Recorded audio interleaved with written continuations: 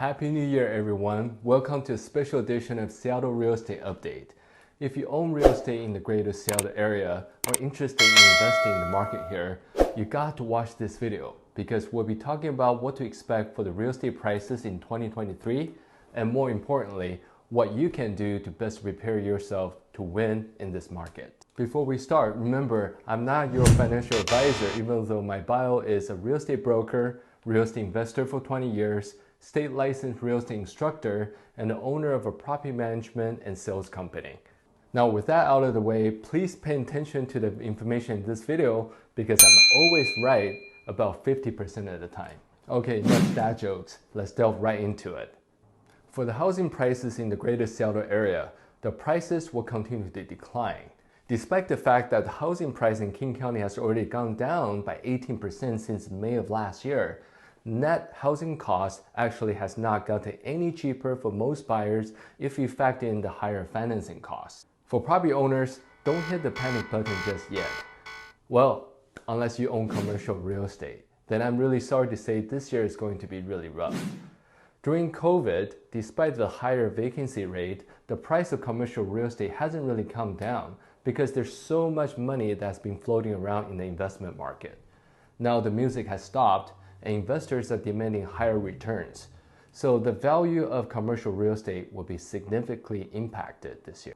But for residential properties, the speed of the price decline is not going to be nearly as bad as 2008 because today's fundamentals are very different. In the current market, the seller's saving grace from a total housing collapse are two things. One, low inventory.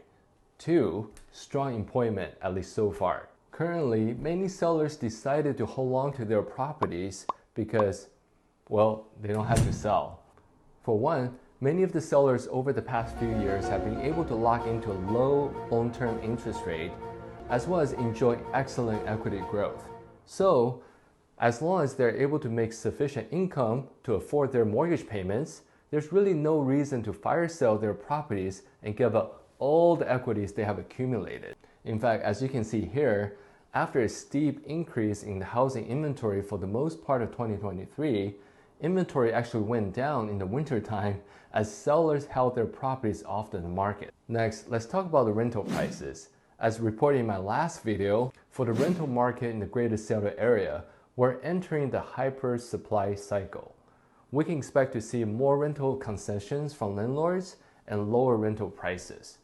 The luxury apartments and urban studio units are going to be impacted the most. It is true that due to the rising interest rate, many buyers have been priced out and resorted to renting. However, the amount of new inventory entering the market for rent in 2023 is going to outweigh this increase in demand. For my seller clients, my advice to you is that if you absolutely have to sell within the next 12 months, it's better to sell sooner than later. However, there's no need to sell out of panic.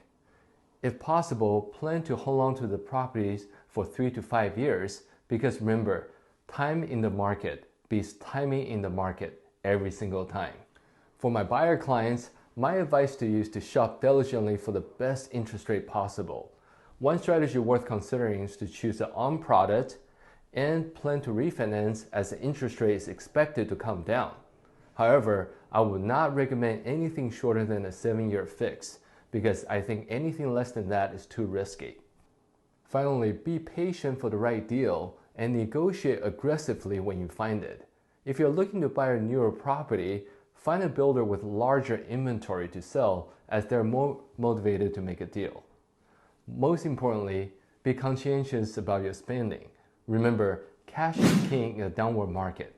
So save as much as you can, and I hope you find the deal of a lifetime. For 2023, one caveat I will be keeping a close eye on is our job market. With the recent layoff announcements by companies including Amazon, Microsoft, Facebook, Google, and Apple, the market fundamentals could change quickly if the job market continues to worsen. As always, I'll be reporting back to you on this in the next episodes. Please give this video a thumbs up if you get something out of this video. And please press that subscribe button below so you can receive our weekly updates. Finally, I wish you well, I wish your family well. Happy holidays, and I'll see you next time.